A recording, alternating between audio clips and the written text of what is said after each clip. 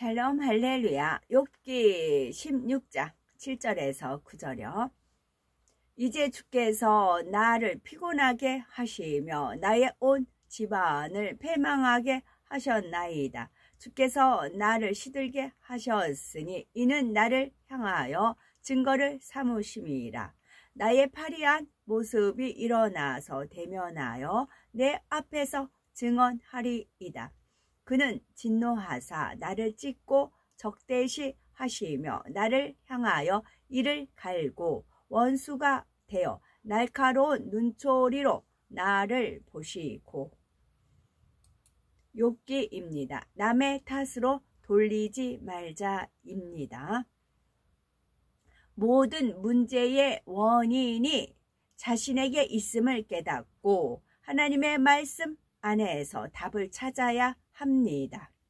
욥기 16장 7절. 이제 주께서 나를 공곡해 하시고 나의 무리를 패괴케 하셨나이다.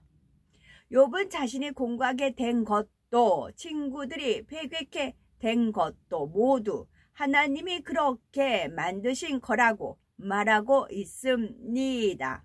공고하다라는 뜻은 형편이나 처지 따위가 딱하고 어렵다라는 뜻입니다. 그런데 영적인 공고함이라는 것은 마음의 힘을 잃어버린 상태이지요. 이때 회개하고 회복하지 않으면 더 심해져 아무것도 할 수 없는 무기력한 상태, 의욕이 상실된 상태까지 이릅니다. 성도들 중에도 시험 환난이 왔을 때 그것을 해결하기 위해 온갖 노력을 다해 보다가 결국 해결하지 않으면 힘을 잃고 공고해집니다. 충성의 의욕, 전도의 의욕, 기도의 의욕도 사라지고 점점 근심, 초조, 불안감에 사로잡히게 되지요. 이 상태에서 공고함이 더 심해지면 살고 싶은 의욕조차 사라지게 됩니다. 사도 바울도 죄와의 싸움에서 가장 고통스러울 때에 오호라 나는 공고한 사람이로다. 이 사망의 몸에서 누가 나를 건져내랴 라고 고백을 했지요. 이처럼 자신의 힘으로는 도저히 헤쳐나갈 수 없는 상태를 공고하다고 말하는 것입니다. 패괴의 사전적인 의미는 부서지고 무너지는 것이라고 되어 있습니다. 영적으로 마음이 부패되어 사람의 도리에 어긋난 것을 의미하지요. 다시 말하면 진리의 도에 어긋난 것을 뜻합니다. 욥은 하나님께서 자신을 치셨으므로 힘을 잃고 무기력해졌을 뿐만 아니라 친구들이 도리를 벗어나 쾌상한 말과 행동으로 자기를 사정없이 친 원인도 다 하나님께 있다고 말합니다. 친구들이 격동케 된 것은 근본적으로 자신들의 악이 원인이지만 그 악을 발동시켜서 드러낸 것은 바로 욥이 광풍같이 쏟아낸 말들이었지요. 그런데 욥은 이 사실을 깨닫지 못한 채 하나님께서 친구들을 패괴케 하였다고 주장하고 있습니다. 세상 사람들 중에는 신을 믿지도 않으면서 어려움을 만나면 하늘을 향해 원망하는 경우가 참으로 많죠. 예를 들면 농사를 짓는데 비가 오지 않아 농작물이 어려움을 겪으면 하늘도 무심하시다 라고 하며 믿지도 않던 신을 향해 원망, 불평합니다.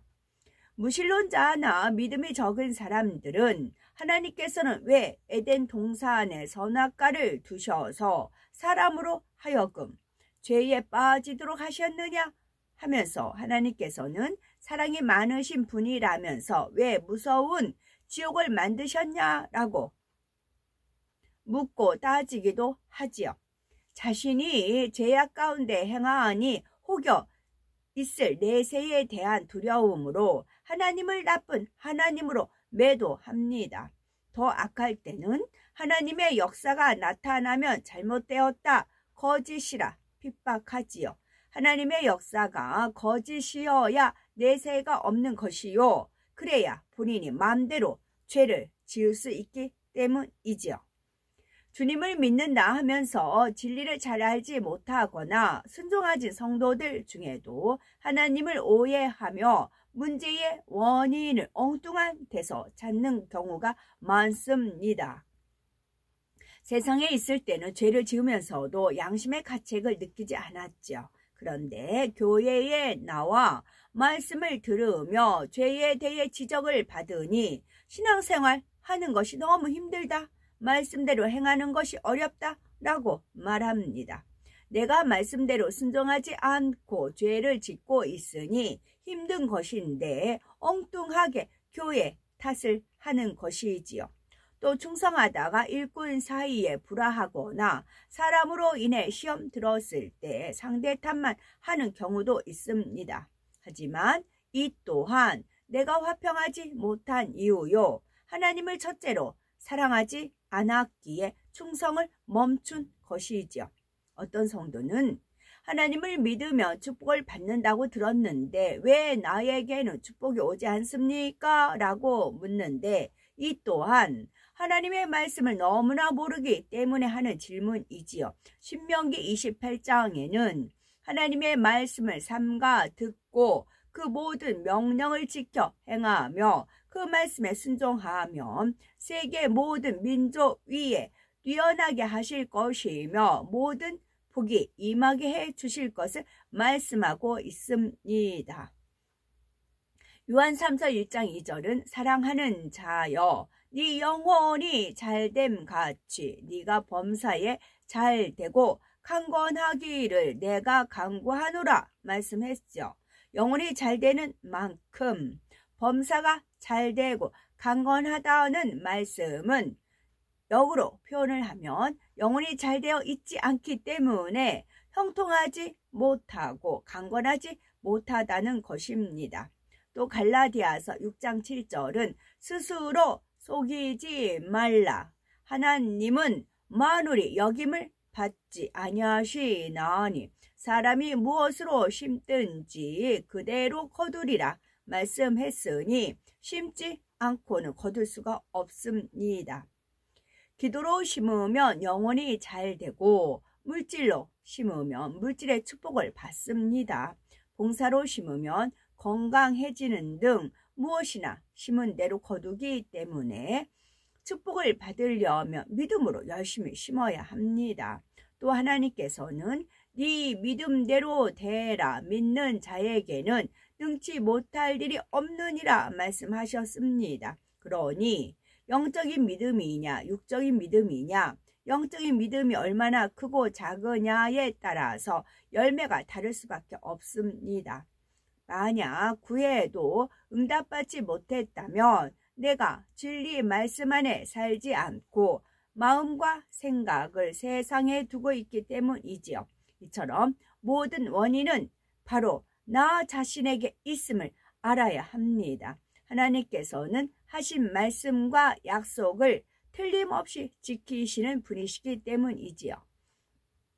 욥기 16장 8절 주께서 나를 시들게 하셨으니 이는 나를 향하여 증거를 삼으심이라.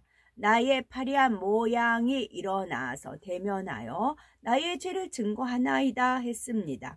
꽃을 꺾으면 그 꽃은 이미 생명의 근본인 뿌리에서 떠났기에 시간이 지나면 시들어 버리고 맙니다. 마찬가지로 욥은 자신의 생명의 근원이 되었던 재물과 가족과 건강과 자녀 등을 하나님이 저버리셨기에 자신은 그 과정 속에서 공감을 이기지 못하고 시들어 버렸다는 것입니다. 욥은 왜 이런 시험과 환난이 자기에게 임했는지 원인을 알려고 하지도 않고 친구들의 말을 들으려고도 하지 않으니 깨달을 수가 없습니다. 진리 말씀으로 비추어 보면 반드시 내게 무엇이 문제였는지가 드러나는 법이지요. 혹여 발견되지 않는다면 기도와 금식을 해서라도 깨닫고자 노력할 때 반드시 성령께서 깨달을 수 있도록 도와주십니다. 그리고 깨달은 후에는 회개하고 돌이키면 하나님의 긍휼을 입을 수가 있는 것입니다. 우리는 하나님의 말씀을 기준 삼아서 매사에 내 감정에 치우치거나 내 생각에 맞추지 말고 상대의 입장에서 생각할 수 있어야 합니다. 결국은 문제의 원인을 남의 탓으로 돌리지 말고 바로 자기 탓으로 돌릴 때 해결된다는 사실을 명심해야 되겠지요. 영적으로 파리하다는 것은 다 허물어져 버린 상태를 말합니다. 나무에서 줄기가 끊어져 버린 상태 또는 해가 구름에 가려진 상태처럼 생명의 근원이 없어진 상태를 말하지요. 욥은 부유함도 건강도 가족도 없어졌고 친구들마저 대적이 되어 버렸으니 내가 이처럼 시들고 파리해진 것이 바로 하나님께서 나를 치신 증거입니다. 그런데 친구들은 나의 파리한 모습을 보고 내가 지은 죄 때문에 벌을 받았다고 생각합니다. 라고 말하고 있습니다. 욥 자신은 의인임에도 이렇게 엄청난 시험 환란이 온 것은 전지전능하신 하나님만이 하실 수 있는 거라며 모든 탓을 하나님께 돌리고 있습니다. 그러니 마음에 있는 서운함, 마음에 있는 불평, 마음에 있는 원망, 마음에 있는 짜증을 아주 당당하게 마음껏 발설하고 있지요. 세상에서도 잘 되면 내 탓, 못 되면 조상 탓이라는 말이 있는 것처럼 많은 사람들이 일이 잘 되면 자기가 잘해서라고 하고 잘못되면 남의 탓, 환경 탓으로 돌립니다. 그러나 자신이 볼 때는 옳은 것 같아도 하나님 말씀으로 비추어 보면 반드시 진리에서 벗어난 일을 했기 때문에 문제가 생긴다는 사실을 알아야 합니다. 하나님 말씀에 순종하는 사람은 지혜롭고 현명하게 대처하므로 사기당하는 일도 없지요. 사람들이 사기를 당하는 경우는 대부분 물질의 욕심이나 자기 유익을 구하는 마음이 있기 때문입니다. 보증을 서 주었다가 문제가 생기는 경우도 마찬가지이고요. 하나님께서는 성경 곳곳에 보증 서는 것을 금하고 계십니다. 당장은 보증 서 주지 않고 담보 잡혀 주지 않으면 형제나 친구를 위험 속에서 건져주지 않는 것 같고 모른 척 배신하는 것 같다 해도 결과를 보면 그렇지 않습니다. 나중에 보면 가족을 구하는 길이고 친구를 더 이상 망하지 않게 하는 길이므로 하나님께서는 보증이나 담보를 서지 않는 것이 선이라 말씀하십니다. 동거래도 마찬가지이고요. 로마서 13장 8절 피차 사랑의 빚 외에는 아무에게든지 아무 빚도 지지 말라 말씀합니다. 그러므로 상대에게 보증을 서달라거나 돈 거래를 부탁하지 말아야 하며 무엇보다 교회 안에서 이런 일이 있어서는 안 됩니다. 욥기 16장 9절 그는 진노하사 나를 찢고 군박하시며 나를 향하여 이를 갈고 대적이 되어 뾰족한 눈으로 나를 보시고 했습니다. 하나님이 진노하셔서 자기를 찢고 있다고 말한 것은 욥이 지금 악창이 합창되었다가 터지기를 반복하고 있는 상태를 의미합니다. 군박의 사전적 의미를 보면 적에게 공격당하여 괴로움을 당하는 상태를 말합니다. 영적인 뜻은 하나님께서 욥의 죄를 계속 지적하며 소송하는 것을 말하고 있습니다. 즉 욥을 구박하며 박해를 가하고 있다는 의미이지요. 뿐만 아니라 하나님이 자기를 향해 이를 갈고 계속 반격해 오고 있으며 뾰족한 눈으로 욥을 날카롭게 쳐다보고 있다고 말합니다. 즉 하나님이 욥을 표적으로 삼아 계속 괴롭게 만들어 나가고 있다는 것이지요. 욥은 병의 증세가 호전되는 것이 아니라 고통이 계속되기 때문에 이러한 표현을 하고 있습니다. 광대하신 창조주 하나님께서 더구나 사랑과 선 자체이신 하나님께서 어찌 피조물 한 사람을 표적으로 삼아서 이를 갈며 공격하겠습니까? 우리는 아무리 어렵고 힘든 일을 만난다 해도 결코 욥처럼 하나님을 원망하거나 악한 말을 쏟아내서는 안 됩니다. 자신이 감당하기 어려운 일을 만나면 내 안에 깊이 묻어두었던 악이 드러나 전에는 상상하지도 못한 악독이 쏟아져 나오는 것이 연단의 시간입니다.